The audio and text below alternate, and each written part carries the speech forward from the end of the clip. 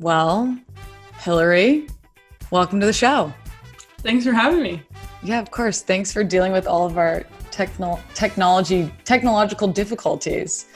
It's like life in COVID. So where are you right now? I'm in Sun Valley, Idaho, which is probably known mostly for its skiing, but. Okay, so question on that. I saw a YouTube video of you that you had never snowboarded before, or you were bringing teammates who had never snowboarded before, because you grew up with like a skiing family, right? Yeah. My parents didn't really let me snowboard, and I was kind of the rebel, and I was like, I'm just doing this. But I didn't. When you say you haven't snowboarded before, I didn't realize my teammates like legitimately hadn't snowboarded before. So I was like, let's do this. But it was fun. It was a lot of fun. It took a long time. You guys were in USA gear. So was it before the Olympics? No, so we had just finished and wrapped up our event, I guess, and then we borrowed a bunch of snowboarders' gear.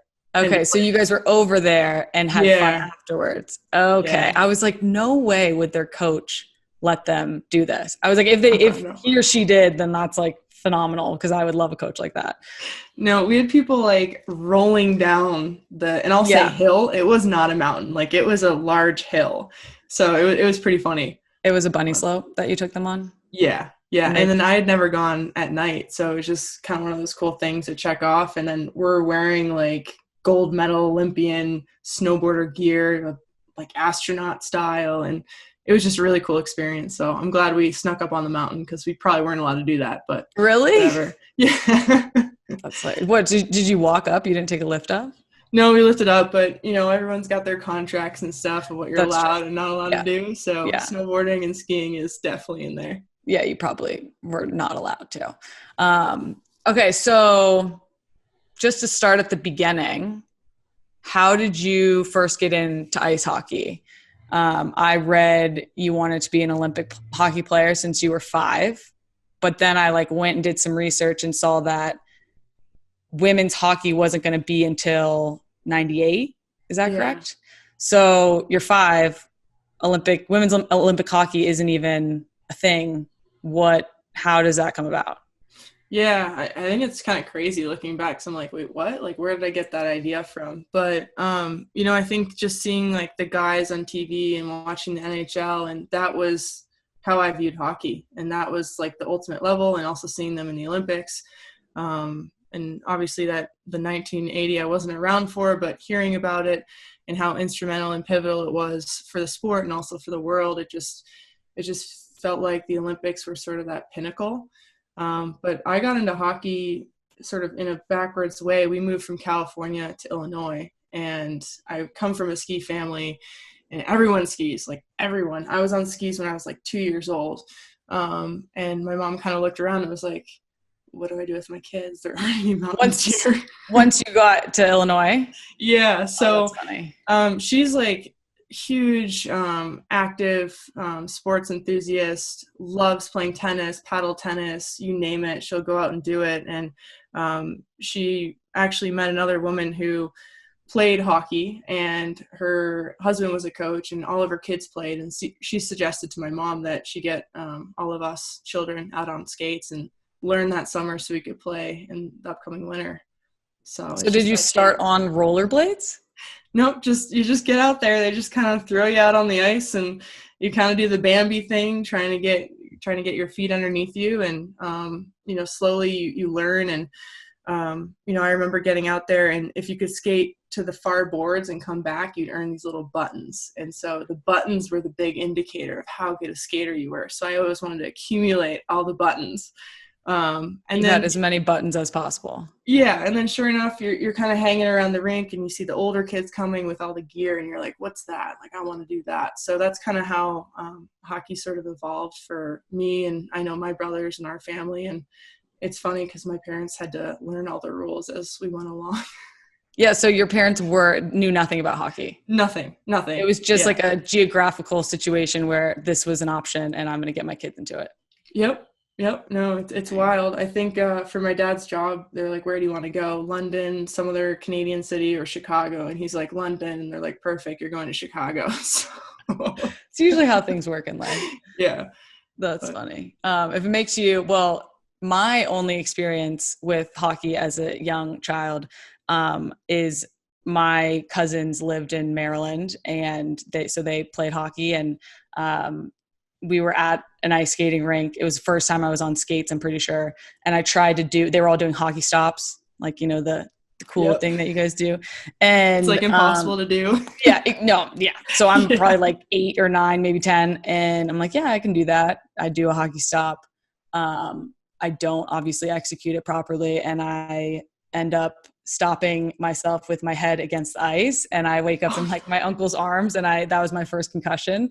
So that's my only, entry into the hockey world. So welcome. Yeah. That's a big bang entrance. Yeah. I probably should have been wearing a helmet. That's like Mighty Duck style. No, totally. I think I was like stoked on Mighty Ducks and thought that I could do it because I could skate. Like I like skated as a little kid, but it's not the same thing. Yeah. At all. So what did you say? I said, yeah, let's balance on little knives and call it a sport. Exactly. So was hockey like it for you, or did you do a bunch of different sports growing up? Yeah, I did. I think my mom called me like the one sport wonder. Like I would pick up one sport and then drop it, and then this next sport was like my sport, and I was, all into it. But I tried everything. I even tried to play soccer. Did you? How'd that go? It was a lot of fun. I loved it. I loved like competing and stuff. And then I sort of got bummed out because I didn't know how to juggle and do all that other stuff. And, you have to choose. I think it's tough because now you have to kind of choose what you want to do with all the, the travel and everything. Totally. But yeah, I had a stellar AYSO career. I believe you. So when, like, at what age were you like, okay, this is hockey's it. I'm going to drop away from any of the other sports? Yeah.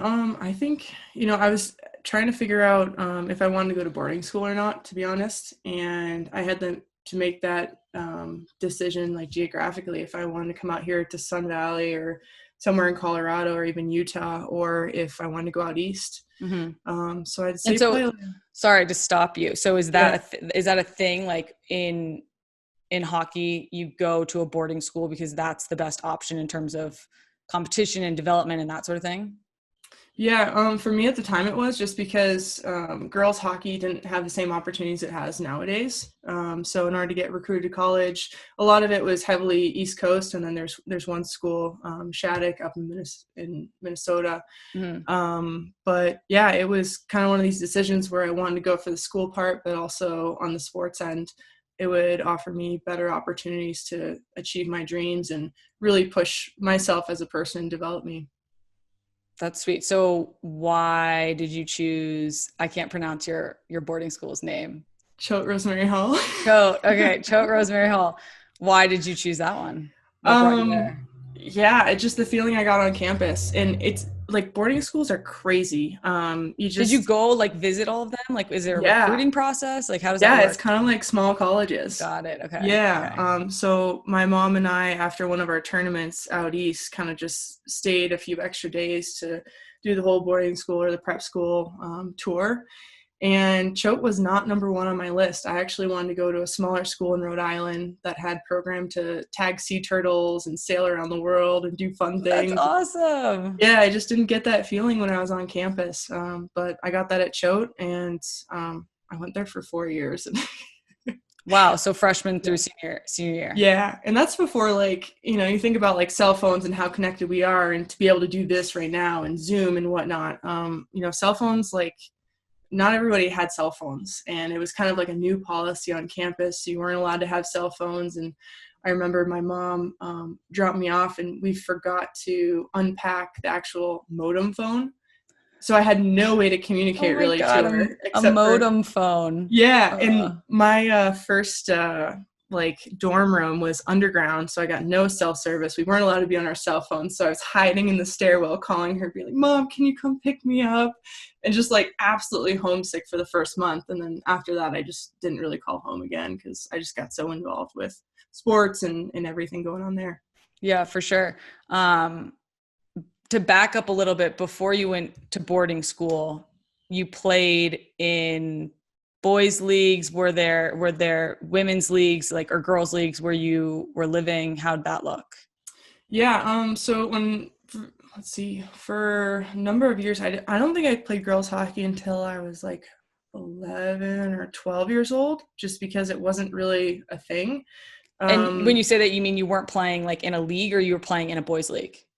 Our girls team was playing in a boys league. Got it. Okay. They did have a league at the time, but for whatever reason, that team got kicked out of the league, and it was just this whole thing. So we ended up playing boys, which is really cool because, the looks on their faces when an all-girls team beats a boys team is, you don't forget that. Yeah. Yeah. As you probably know, it's just. Yeah. But, I don't know.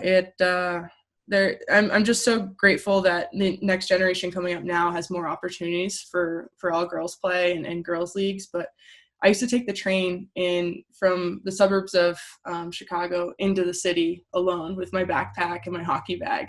And then one of the parents would pick me up there and take me to the rink. So you were very independent from an early age. Yeah. My parents gave me a cell phone and were like, here you go, which I don't think you can do nowadays. You can't just like throw your child on a train into the city.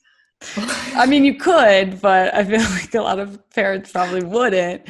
Yeah. And then figuring out how to get, from the train station to the rink, and it's in downtown Chicago. So, I don't know. So you're like, how old? 12, 10? How old are you doing that? Wow. Yeah, like 11 or 12. That's incredible. 12, yeah.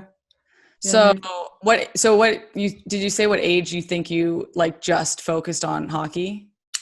I think like around 12 or 13, I started to get more serious about it because I really liked skiing and I liked downhill and going fast. And but there's something about hockey that's just so dynamic, and the team aspect to it. It's just so special. I was curious if that was part of it, because like for me, I did a lot of individual sports growing up as well, but I always I obviously ended up playing soccer because of the team aspect, which I loved, and obviously still do. Do you ever like look back and be like, I could never be an individual sport athlete after having your experience on the soccer side? Your life would just be so different, like the camaraderie that comes with team sports, I assume, is just so different than, individual sports. And I think that even like in tennis and stuff, and maybe golf, you hear they're on the same circuit and, they travel to all the same places, but ultimately you're competing against those people, and they seem like they have, you have friends and that sort of thing. But, I just think, for me, I think one of the coolest parts about team sports is like getting all these different people to come together to win, and being able to put everything else aside. Boom, we're done here. Yeah. Okay, so you're 10, maybe 12. You're on the train going into downtown Chicago. When did you realize like you had that you could go far with hockey? Oh man. Probably not till like my sophomore year in high school. Really? Okay. No, that's similar to me too, for sure. Yeah. I mean, like I couldn't lift the puck, right? And I feel like lifting the puck is like a fundamental piece of like scoring and like, playing the game. And it would be like lifting the ball, right? Like if you can't lift the ball or place it where you want it to go or pass it the right way, like it just, you don't have a great future in the game.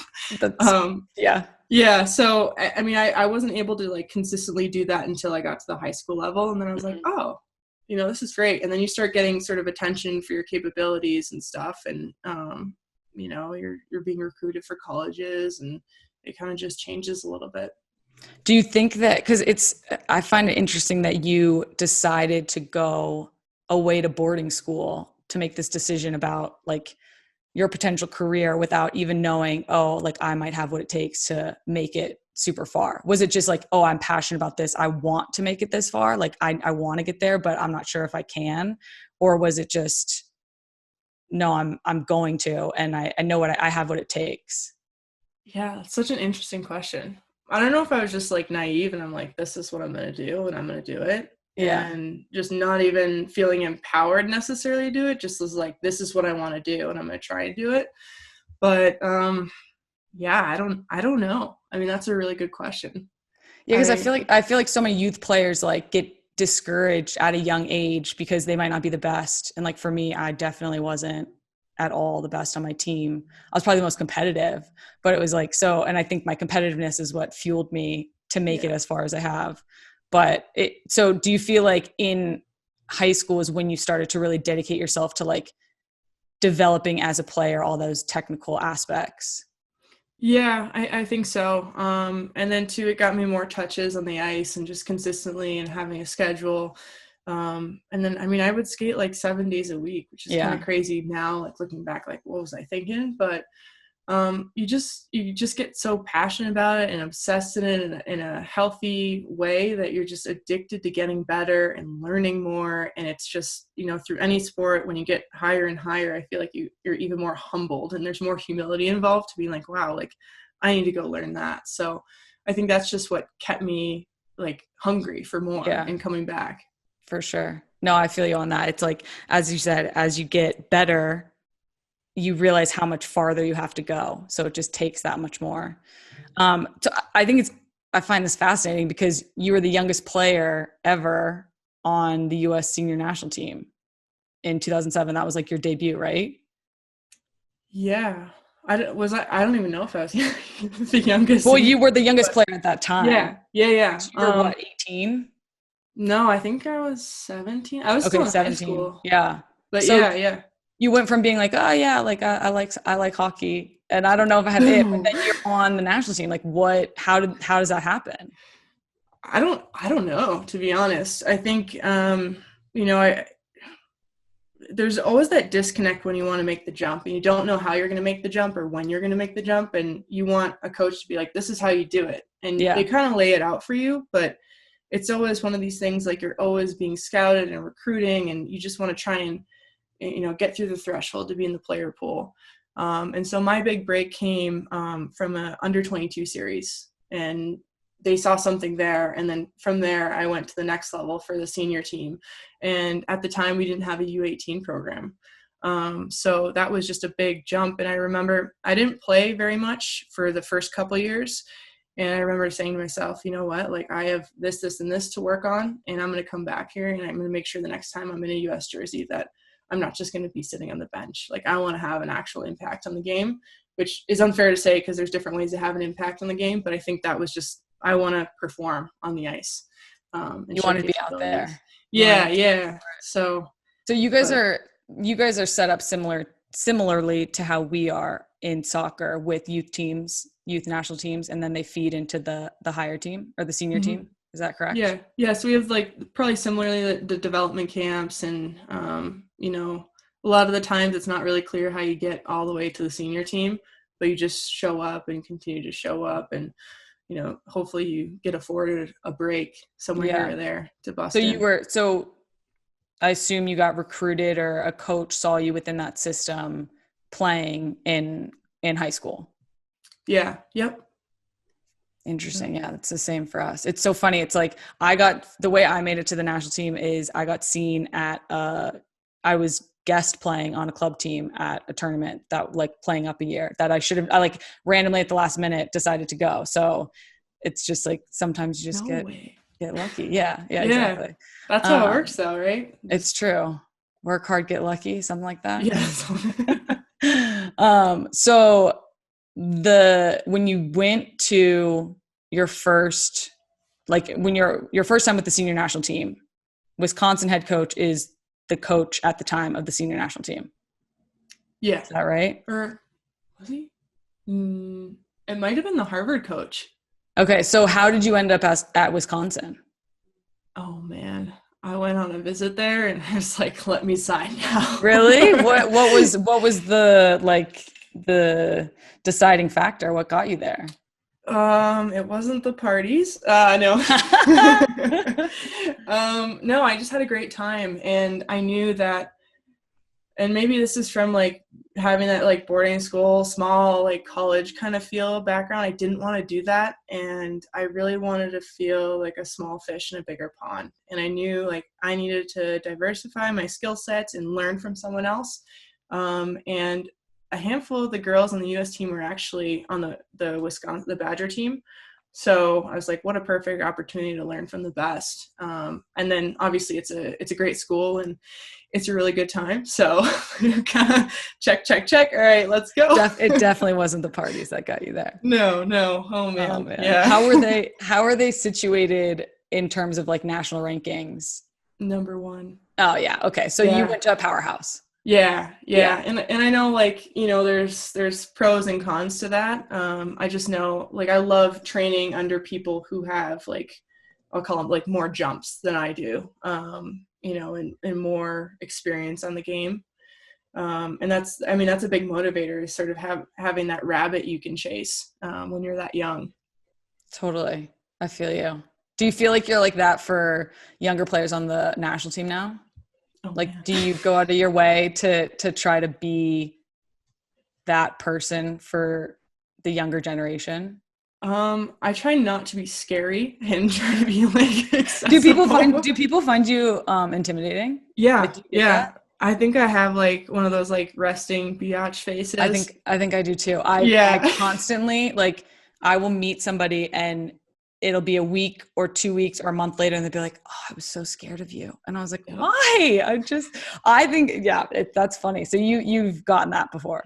Oh yeah. Yeah. And I try to be like super silly. I love to have a good time. And you know how it is, like when you're with the girls, you just want to enjoy it. I mean, you'll never get that time ever again doing anything else. So, it's a special group. And, when the younger guys come in and you're just like, all right, like, here's your job. Like, you're not a rookie. Like, just get out there and do this. It's super daunting for them. So just try to be silly and not intimidating, but I think it just happens. Like, it's kind of a byproduct. You just come off as intimidating. Yeah.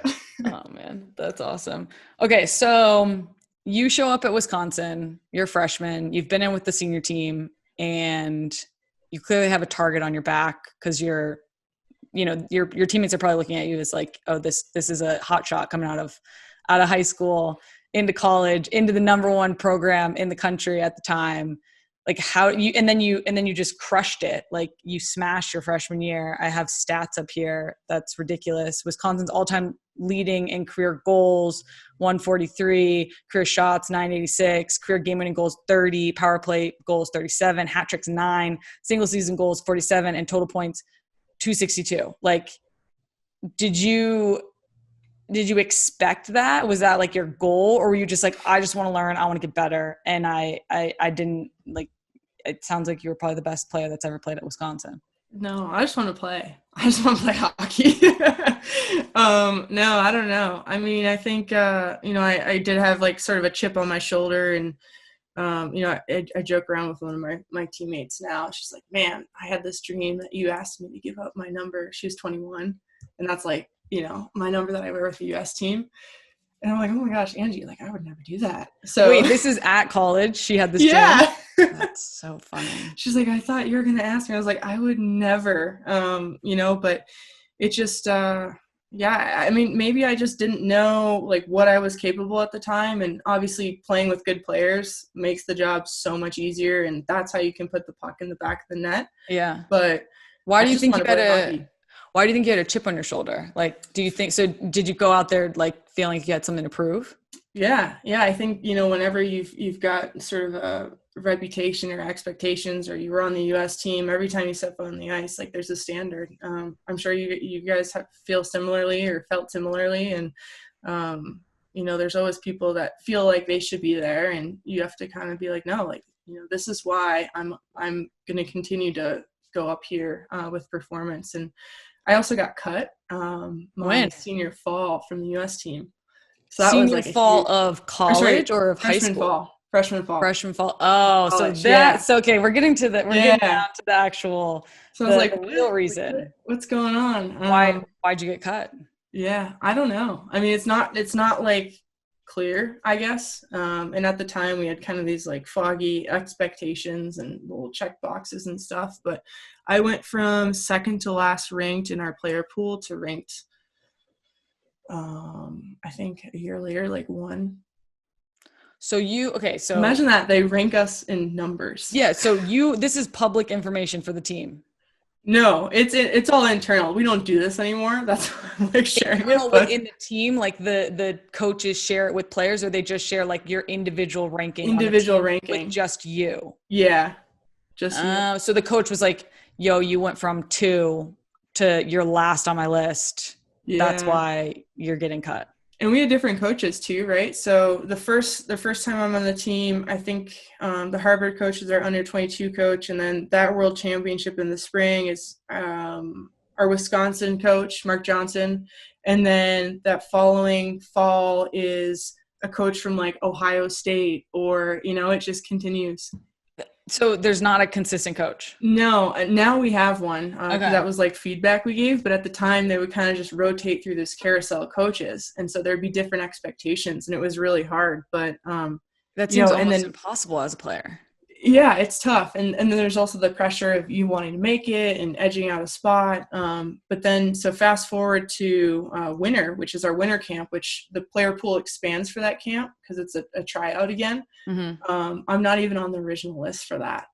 And so I'm like, man. So that lit a fire in you. Yeah, well, the fall did. And then I was just like committed to working really hard to get back because I was embarrassed, right? You went from up here to down here. And, if, any athlete's like super competitive. Yeah. And then unfortunately for my teammate, she ended up getting an injury. And then fortunately for me, I got to be the alternate for her spot. So I got to go to camp and then make the team again. And then kind of, been on that rotation since. That happened to me too. I didn't make the 2011 World Cup final roster, and then Lindsay Tarpley she got injured, and I got called up like a week before they left, or we left to go. Where was that? Germany, I think. So, yeah, wild. Wow. So okay. So chip on your shoulder. That makes sense. I get that now. Were you like, I'm going to dedicate, like, was it a technical thing? Do you think it was like a attitude thing? Like what do you think needed to change? Or do you just think you were like, I overall just need to get better? I think just overall, and I think it was like a focus thing too. I got more serious like with my training and really following through on things that I needed to work on. Consistency. Yeah, consistency. Also like cleaned up, I think, my personal life a little bit. Like I used to love partying and doing all that stuff. So well, not to focus on the partying, but what was the Wisconsin hockey scene like? Because I went to Stanford and we didn't have a hockey team, and Wisconsin is also like a huge school. So what was it like? So at what point were you in your college career like, I need to clean this up? First, what was it like? And then when did a light turn on and say, should probably reel it back in? Major reel back in. No, between my freshman and sophomore year. I don't know. I really respected the heck out of a handful of my US teammates, and they kind of took me under their wing. And I was like, man, maybe I should train like them. Maybe I should start eating like them. Maybe I should start doing pretty much everything that they do, because clearly they know what they're doing. But yeah, I think you go from sort of this, this rookie mentality of just being naive and things kind of fall into place and being like, okay, no, like I actually need to like set up my future and set up my success. But it's not to say we don't still have a great time, but it, is a little out of control when you're young. Was the hockey team like big shots on campus? Yeah, I mean, I would describe like we're one of like the big six sports. Okay. If you're to kind of put it down that way. I mean, my brothers came to Wisconsin as rowers, and they weren't necessarily treated the same way. Yeah. I mean, poor guys. What do you mean rowing isn't as cool as hockey? No, rowing seems fun. It's the same thing Those guys over and over again. I know. It's like I could never. I don't know. And they get up at like 4 a.m. in the morning to get on the water. But yeah. All right. So you fratted a little too hard your freshman year, and you cleaned it up after that. Yeah. I mean, we would just do stupid things. Like, do you remember the library games or the Silent Library TV show? No. Where they do like different pranks in the library, and on campus we have a library that's like open 24/7, and we'd go in there and just do pranks and stay up until the sun came back up. Yeah. And just like stupid things that if you're trying to do, have a successful career, it makes it a little bit harder. It works the opposite way. I agree. I can attest to that as well, because I definitely had probably too much fun in college for sure. So you have an amazing college career. You start to dial in, get focused, and you are about to come out of college and turn pro. And at the time, you graduated 2012, you're drafted 4th overall in the Canadian Women's Hockey League to the Boston Blades. Who was drafted 1 through 3? Because I don't believe you were drafted 4th. I have no idea. Let me tell you about that draft process, though. I'm working like a hockey camp in the summer. Okay. And I get a text message being like, we're drafting you, like, first for our team. And I'm like, what is going on? Was it a random number? Did you even know the number? No, I had no idea what was going on. I didn't know who's what drafting the you? draft was. Or This is following your senior year. Yeah, they're like, okay, sign these papers, like, and then you need to tell us, like, where you're living in Boston so we can submit it to the league so we can draft you. So it was kind of this, like, smoke and mirror process where we had a draft, but you got to choose, like, where you're going. I'm still salty about it, clearly. You just needed Boston to be picking first, and then you would have been first overall. It definitely impacted my earnings for sure. Did it?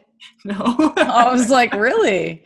Well, so you get told that you need to have an address in Boston, and you're going to Boston. So what does your life look like at this point coming out of college? And now you're like a professional hockey player. But what does that actually look like for you?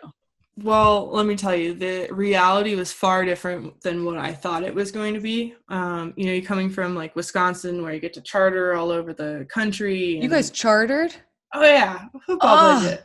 Nobody told me that when I was looking at schools. It was a luxurious lifestyle. You guys were big shots on campus for sure. 2 pairs of shoes? Okay, I'm going there. But I mean, like, our equipment budget was insane. We would just get like all this stuff, and it was awesome. It was like you were being treated like a pro in college. For sure. And then so I think I was just expecting that when I got out of college, and I was in the process of trying to find an agent and navigate this new space. And lo and behold, I kind of, find out that none of that really exists in the women's hockey space at the time. So you on your own accord were like, I need to go find an agent.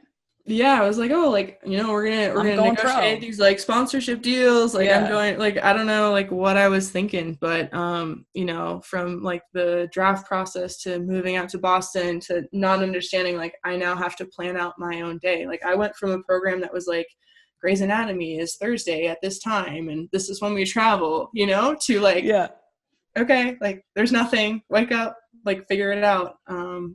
And I think too, like, I was also highly encouraged to go to Boston because that's like where all of us U.S. girls were training at the time. And then I packed up our family. I had this like beater of a Subaru 99 Outback Legacy. Sounds awesome. It had a bumper sticker from when my mom played women's league that said "She shoots, she scores" on the bumper.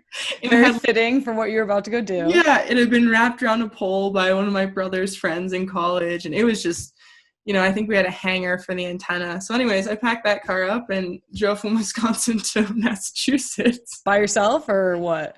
With one of my teammates. Yeah, okay. She hopped in, and we just, went out there, moved everything in. I lived in this really tiny apartment that I thought was centrally located because I didn't really understand how big of a city Boston was. And I wasn't near anything. I was going to say, so wait, where were you in Boston? Because I lived Quincy. in Boston one summer.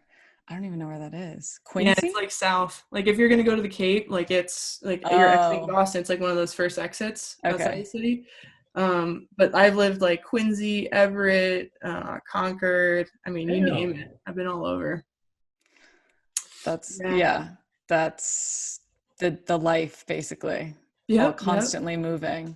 So I read that you like had to give lessons to make ends meet, that you would go to restaurants during closing time to get free food they were looking to throw away. Dunkin Donuts, man. You what? Dunkin Donuts. Oh my gosh, that was the restaurant that you went to get free food. Coffee rolls. So you, following what your teammates learned to eat in college, did not translate over to professional life? No, because like you go to college, right? They've got the chef and they're like, okay, what type of stir fry? You want that shrimp? Like whatever. So, and now I'm like, oh man, like I just spent all my money like doing this and I'm living off of like a shoestring budget now. Totally. And you know, I'm showing up at Dunkin Donuts and the guy's like, we're about to throw away these like coffee rolls. Do you want them? And then I just kept going back and living off peanut butter and jelly sandwiches. I remember, you know, I was in a Stop and Shop parking lot and I called my mom, like just bawling because it just like dawned on me that like the guy pushing the carts into the grocery store was making more than me, but my skill set was more specialized. And she's like, you need to get a job. I'm like, I can't get a job, Mom. Did you get pressure from your parents to? Oh yeah. Yeah. Really? Yeah. I had like I think like an insurance job maybe lined up to like live over some guy's garage or something. And I'm like, that's not the life I want. Like I want to like make a living playing women's hockey at the highest level and get paid to do that. Yeah. So that's so what, so that fueled you and kept you going because you were like, I know that this can be better than it is right now. Yeah. And I think like what fuels me now too, because we're so close, but we're still so far away in many ways, is knowing that like the next girl that's graduating college, like I don't want her to go through what I went through. Like that was awful. Like totally. You know, it's just and mind you, like I had already gone through Olympic cycle. So this should have been like an easy transition. But it was very difficult. So hopefully we can change that in the near future.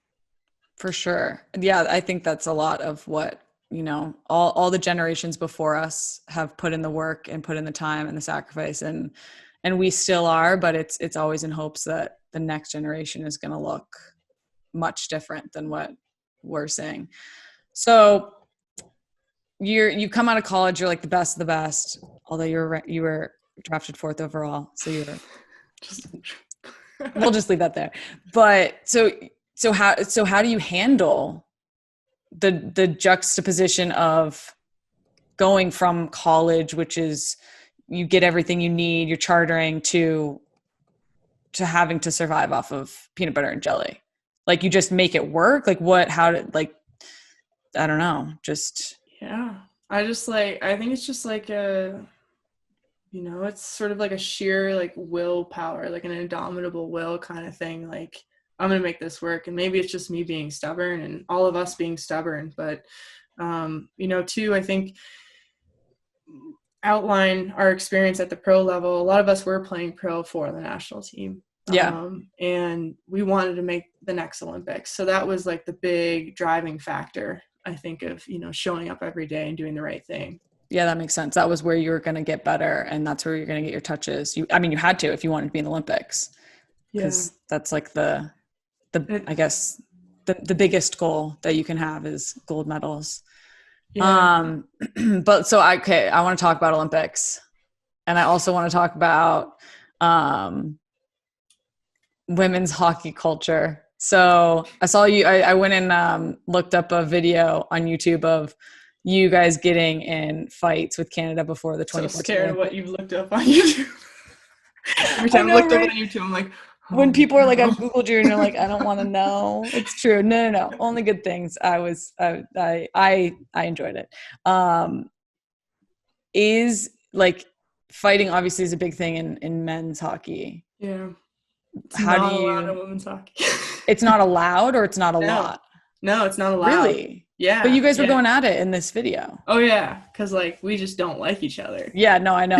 That's something that we have in common, that our team cannot stand the Canadian national team. And you like, I feel like that we have that similar bond in like this hatred for Canada. Well, we actually went out to the game in outside Anaheim. I can't remember. Yeah. You guys were there. And one of the photographers, like it was the girls from the Canadian team and the girls from the US team. And they're like, get together. And we're just like, no. Like, do you get like, this is real. Fighting is not allowed in women's hockey. Explain. No. Yeah, it's just not. But you guys got in a fight. Yep. In that video. Tempers boil over and you'll see us fight. So I think that's what's kind of dangerous is when you do see us fight, like that is just like heated. Purely, emotion. Yeah.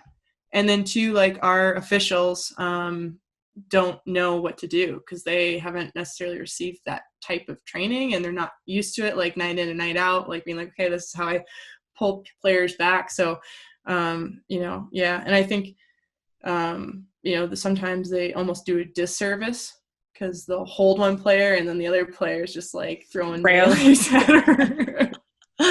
Yeah, that's interesting because I feel like the men's, this is something I think I know about hockey, is that men's hockey, they let them fight, but as soon as like the gloves come off, or what is it? What's the protocol there? Yeah, you're allowed to drop the gloves. Whoever drops them, it's like an instigating penalty.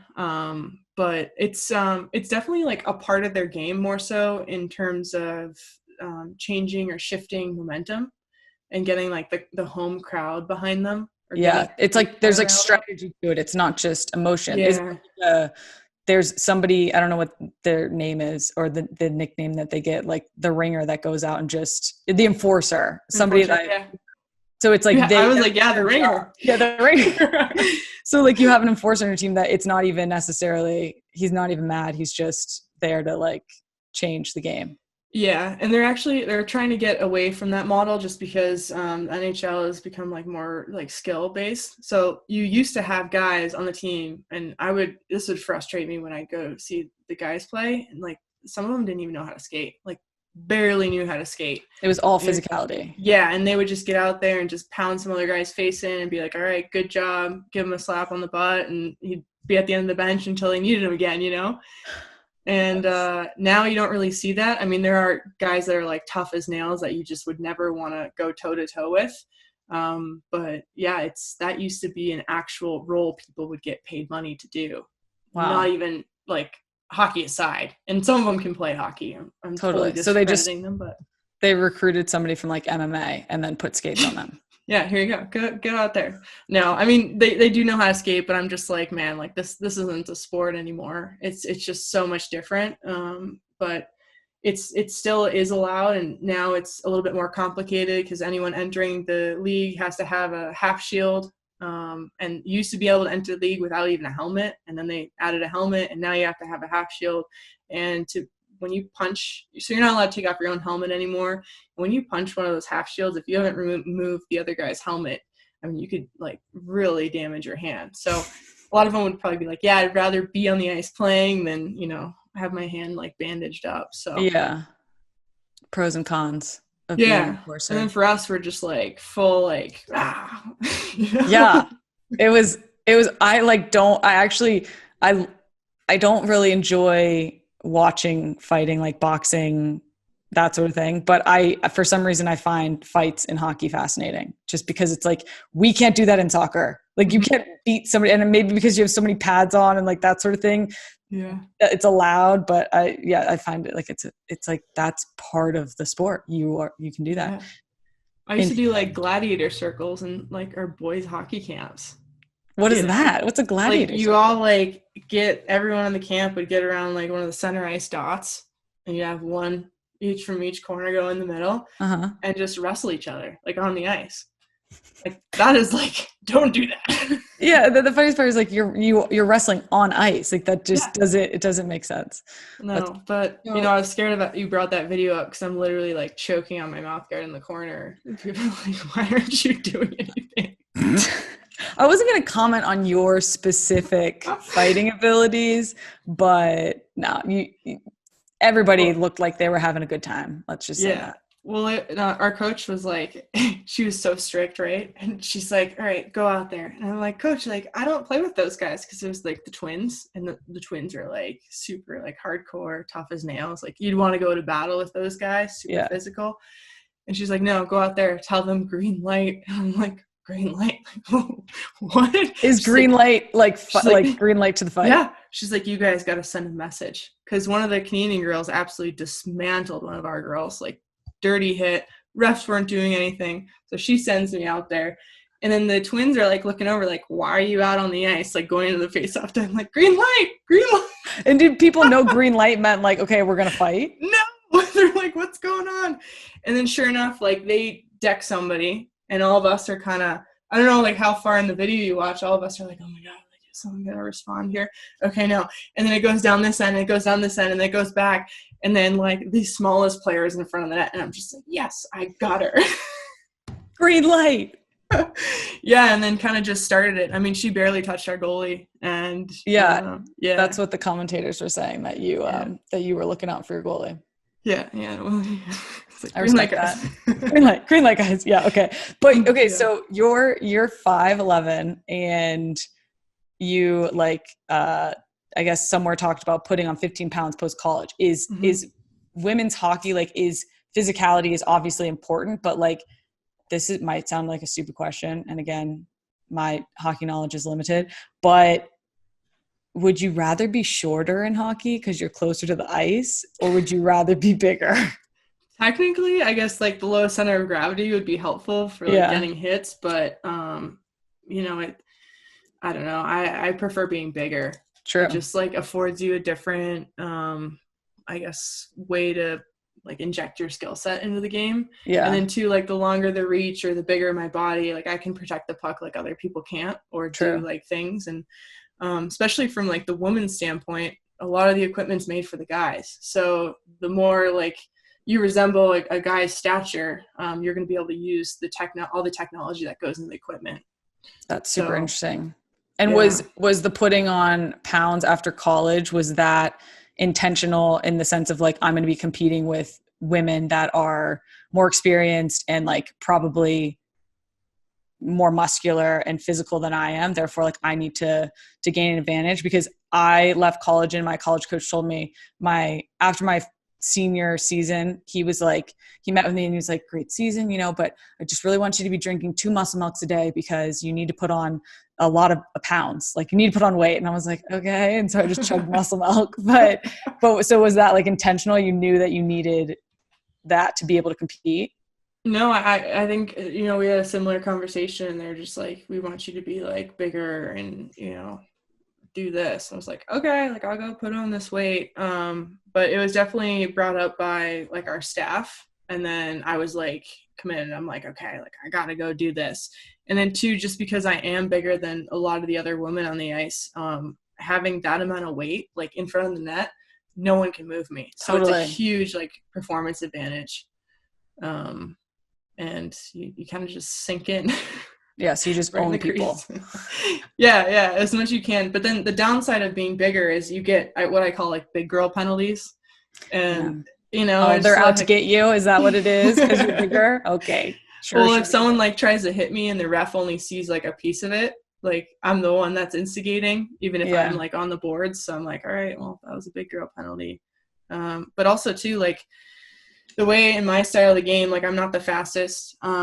And I'm able to cover the ice in a different way than some of the other women or girls are, or, you know, women. And I don't have to move necessarily as much to take up space. So because you're more powerful, like you can just cover the space. Because you said you're not as fast, but like you just still you figured out a way to be able to make it work. Yeah, I think it's more so like timing too. And then like protecting the puck, like I could just kind of spin in circles and be big and strong enough that no one would be able to get it from me. Yeah.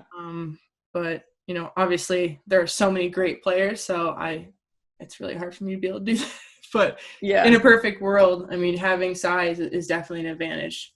For sure. Yeah. I mean, I would say that in soccer as well, but then you see like the smaller players are super crafty. So I assume it's kind of like the same as that in hockey. Okay. Last hockey random question. Are all your teeth real? Like, have you lost any teeth? Yeah, all my teeth are real. All your teeth are real. That's not a bad question though. I get that question all the time.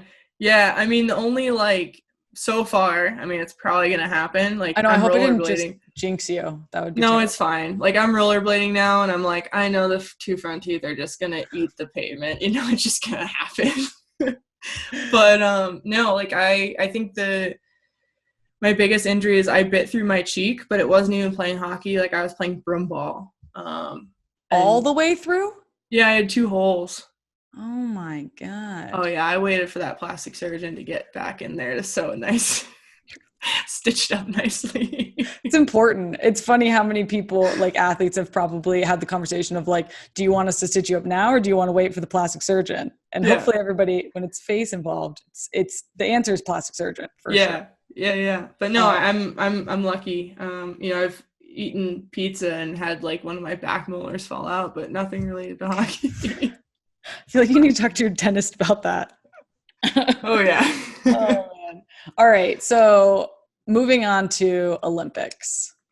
So Canada won in 2010 and 2014, and you lost to them in the finals. Way to bring it up. Yeah. Yeah, no, I know. I'm pouring salt in the wound right now. Trust me. I know. How was that, like, just motivation to keep going and to keep getting better? And you're like, at some point I've got to win a gold medal. Yeah. I think it's just like you go through everything and you think about like everything on a small level and then larger picture and like the vision of where you want to go, and you come up like just that short. And I think Vancouver, like all of us were so young. We're like, yay, the Olympics. And then we're like, we're going to come back. And then you kind of look around the room and you're like, man, like whoever said they were coming back, like not all of us came back. Like, whoa, and you let that sink in. You go through that next quadrennial cycle and we're at Sochi and we're winning the game. We have like, 5 or 4 minutes left in the game. We're up 2-0. I remember this. And then you lose. How do you lose? How do you lose like that? So the way that it just like slipped through our fingers, it was like, man, like we got to do something and it's got to be different. So what was different about 2018? Yeah, I mean, we really had a lot of like self-reflection, focus on our culture. We tasked ourselves with winning the third period because that was the period we kept, I guess, losing at the time statistically. I didn't know that. It didn't feel that way. Isn't it interesting when somebody brings up stats like that where you're like, yeah, oh, and then and the fact that you just even are aware of something that the fans probably don't even have no idea or not, clued into, but then that affects how you play, and it can really can change the outcome and like the results and the success. Yeah, no, and it's tough, and it's too like going to Sochi. I'm like looking back, I'm like, man, I checked this box, like I did everything right. And when you were like at the village and stuff. Oh no, you just like think back and you're like, what could I have done differently? Oh, okay. And you're like, I did everything. Like what, and then you think about it more. You're like, okay, wait, like maybe it's not an individual thing. Maybe it's like all of us collectively not showing up at the same time. And then how do we manage that momentum shift? But talking to some of the Canadian girls, they're like, yeah, we kept looking over and you guys kept looking up at the clock. I'm like, what? We did?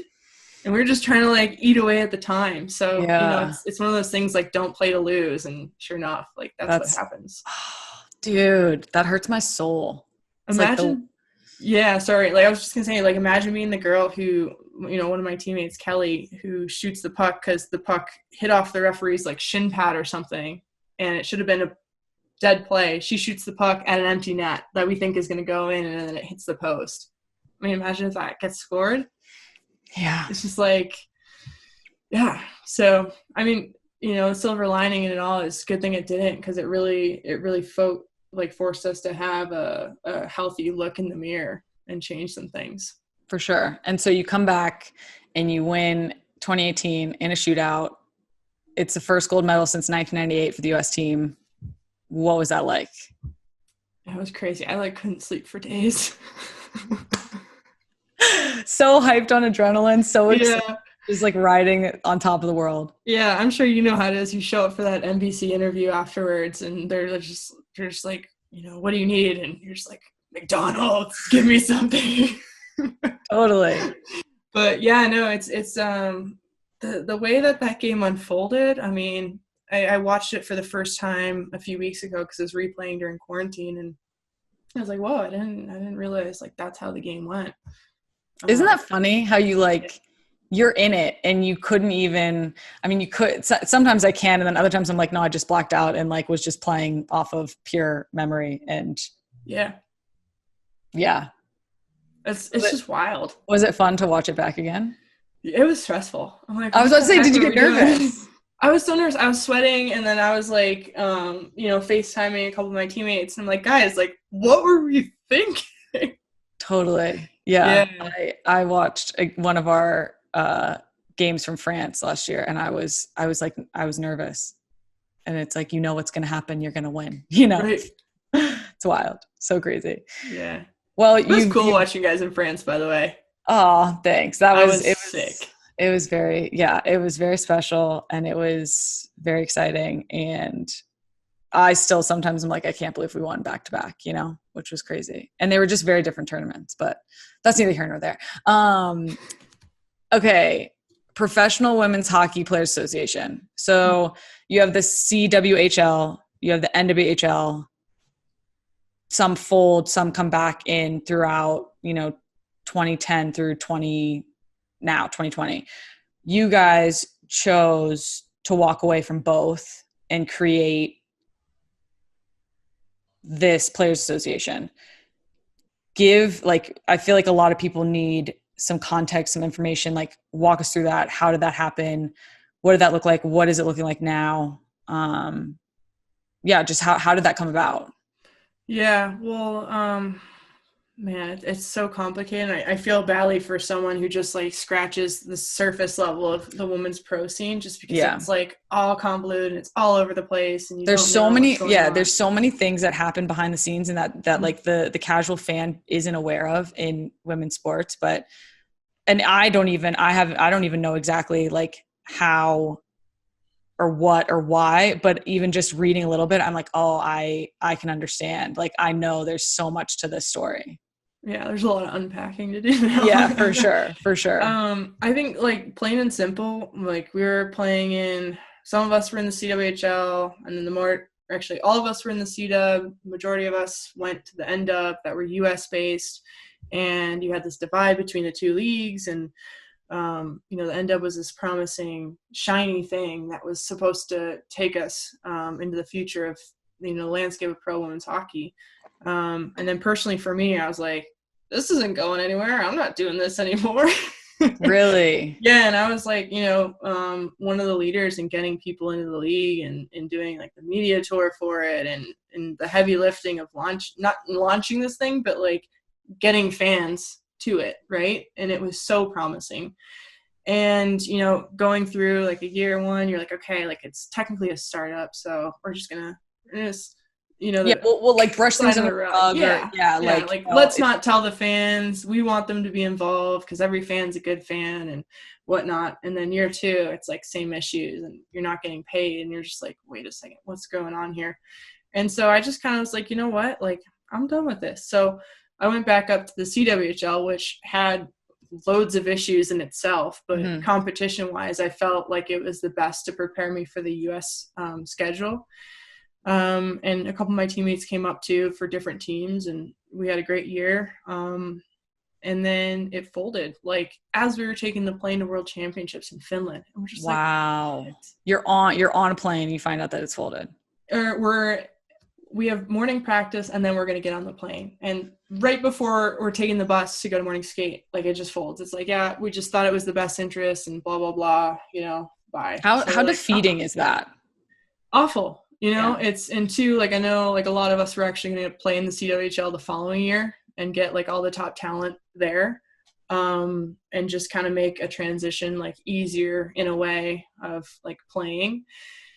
And yeah, it folded. So then this has never been done before, but we then have a sort of a meeting, the US and Canadian girls, and we figure out like, okay, look at this coming together. Yeah, that's so cute. Harmonizing. Yeah. Right before the tournament starts, and we're like, how are we going to deal with this? Like, what are we going to do? So we kind of had a quick brainstorm, and then we're like, all right, let's put a pin in it. This date, we'll meet back up. We'll talk about it. And then that was sort of the impetus of the PWHPA starting. And people are like, oh yeah, like, how do you guys do this? And I'm like, no, like we do it. Like, that's part of my job.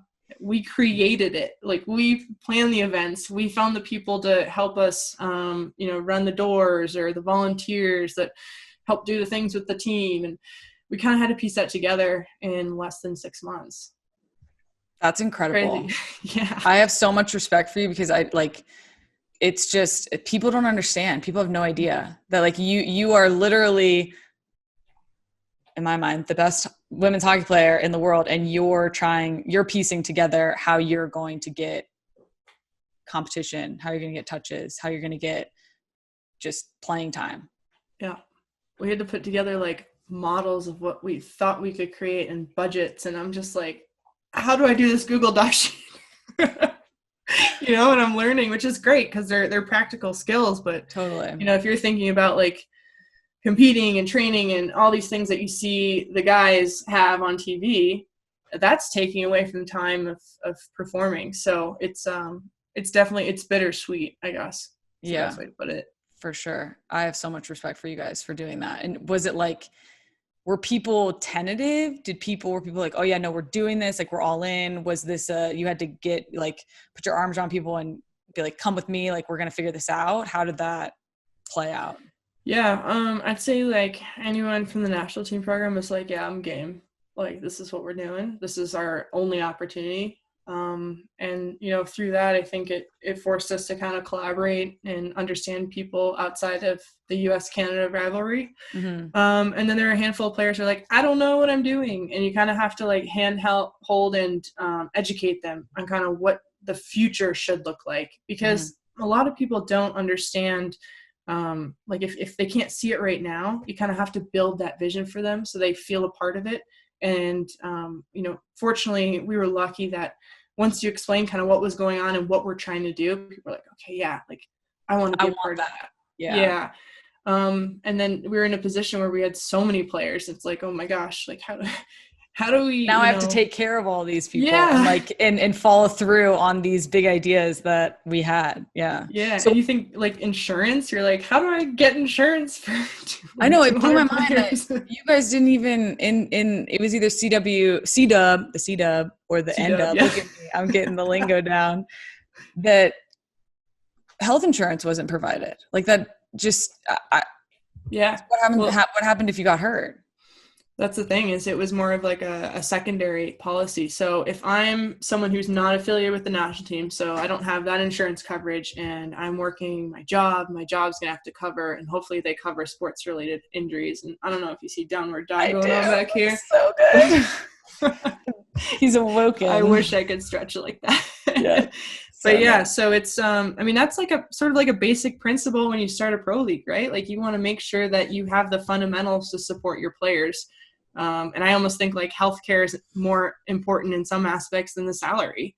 If you get hurt and you're basically SOL, it's like, crazy. And I remember getting hit with like an x-ray bill. I'm like, what? Like, what is this? You don't realize how expensive those are until you're left to pay for it. And that's what's different too. And Canada's got a different healthcare system. So figuring out sort of the nuances between the borders and like a bank account up there versus one down here. And you guys have to figure out like international like wires and stuff. Yeah. And we're like, who's going to pay for the ice? And like, how is this working? And, if we receive a donation, forming a 501(c)(3) or whatever, and what that form looks like in Canada, I have no idea. So fortunately, like we had the Ballard and Spar team help us out. Who helped us with our boycott. We got sort of that nod from Foudy and the 99ers from your guys' group to even make the connection with them from the start. So, the rest is kind of history. Yeah. So what would you say the goal of the PW is? Are you guys calling it the PW? Yeah. What a mouthful, right? Like PWHPA. Who came up with that? I know. So many letters, so many acronyms. It was just like one of these logos that was already around. So we're like, yeah, perfect. Check. Let's get that. Yeah. But no, we're really searching and trying to build and establish a sustainable future for the sport. And people are like, well, what does sustainable mean? It's like, well, making sure the next generation has ample opportunity to play at this level and all the resources surrounding that for her to succeed. And, a growth model and just like little practical things that any business would need to have in order to grow and to be a business, to be honest. So I think we're doing a good job. We had a really, really successful year one, which is shocking. That's awesome. Yeah, like, right? how do we do that? But yeah, we're really looking forward to next year. And you asked about plans earlier, and it's like, I mean, a global pandemic hit, and we're like, okay, like plan A, plan B, plan C, and we just don't know how we're gonna, really see it through. But we definitely have, as of now, we want to start in the fall. Will it happen? I think so, but it always depends on like the safety and the health of both players and fans and all the staff associated with it. Totally. Dude, I'm so proud of you. That's like, I mean, I can't imagine, obviously I've, have had struggles and issues and had to deal with a lot of different things off the field, but just the fact that you guys are like owning it and just taking your future into your own hands is basically what women's sports is. I feel like a lot of times, and a lot of entrepreneurs. Totally. And it's, you guys are, that's awesome. I really want to come to a game this fall. So fingers crossed that you guys actually get some matches out. Yeah, if we're allowed to, we'll play. I didn't mean to sound like so like mysterious about it, but it's obviously like we're an indoor sport and it's really contained. So there we go with the stretches again. Very yeah, I mean, we'd love to have you at a game. Yeah, it'd be fun. It's gonna be cool. Okay, so I have before we wrap up, because I know we've been here for a while, so thank you for the time. This has been, we could chat forever. So hard work versus luck. How much of your success is predicated on luck? That's such a tough question. Right? I know. I said, I was like both. That was my answer, but. Yeah, I think it is a little bit of both. I mean, you obviously have to create an environment for yourself where you can succeed. And I truly believe that, you're only successful as the people you surround yourself with. And that's a big indicator of where you're going to go and what you're trying to do. And you need to have that support system. But two, like, it's one of those things where someone gets injured and you get to go play, and that's not something you control. But to be ready for the opportunity is the control piece in it. So yeah, I'd probably side with you and say it's a little bit of both. For sure. But it is about it's all about being ready. Like you could get lucky and then, not be ready. So, and then this is it. We're ending on this. Where do you want to go next? And how do you get there? Oh man. And how do you keep pushing? Mm-hmm. Well, I'd say on my short bucket list, having a viable, sustainable professional league for women's ice hockey. And, now I'm going to kind of bump the other one above that and say, I want to be a part of another gold medal winning team. Just because that was so special. Totally. And you're just like addicted to that, right? Like, it's so true. Yeah. People are like, well, when people ask me, I'm like, yeah, I want to win another World Cup. I want to win another gold medal. And I think people are like, well, you already have one. And it's like, yeah, but you can never have enough, Not enough. I know someone's like, yeah, you have like this many and this many. And what motivates you? I was like, winning. Like what else? Literally winning. I want to win tomorrow. I want to win today. Yeah. And yeah, totally. Well, I just want to say thank you so much. This has been awesome. I have loved talking to you. I can't wait to watch you play in person, and I can't wait to see what you guys do with the PW. And I'm proud of you, and just keep pushing and keep fighting, and just we create our future. So you're doing that. So that's awesome. Well, so thank you for the time. Yeah, no, thanks for leading the march though. We follow a lot of you guys, so it's cool. For sure. We got each other's backs. We're in this together, so it's all good. Yep. All right. Thanks, Hilary. Thank you.